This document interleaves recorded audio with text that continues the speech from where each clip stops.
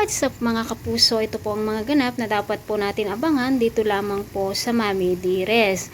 Ay naku mga kapuso, ito na nga po ang sabunutan time ni na Emma at Jade dahil nga po sa sobrang selos nitong si Jade o Olive kay Emma, lalo pa nang makita na niya na magkahiga nga sila nitong nakaraang gabi mga kapuso.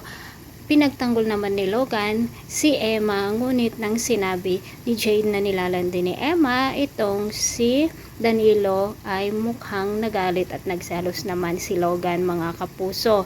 Samantala mga kapuso, nagpanggap na masakit ang tiyan nitong si Jade upang sa ganun nga ay mapunta sa kanya ang simpatsya nitong kanyang asawa na si Danilo.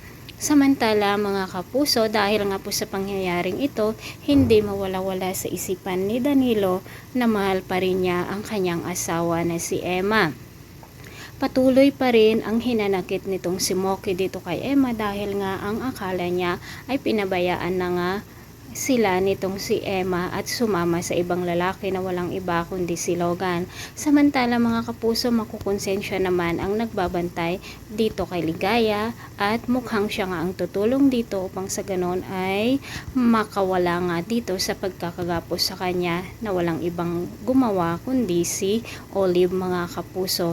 Gagawin naman ng lahat ng asawa noon ni Ligaya na matulungan ang kanyang asawa dahil nga nagsisisi na rin siya dito sa pang-aabuso na ginawa niya dito noon sa kanyang asawa. Mga kapuso, hanggang kailan kaya ang twice na magaganap dito sa Mami Dires at hanggang kailan kaya ang tampo na mararamdaman ni Muki dito sa kanyang ina?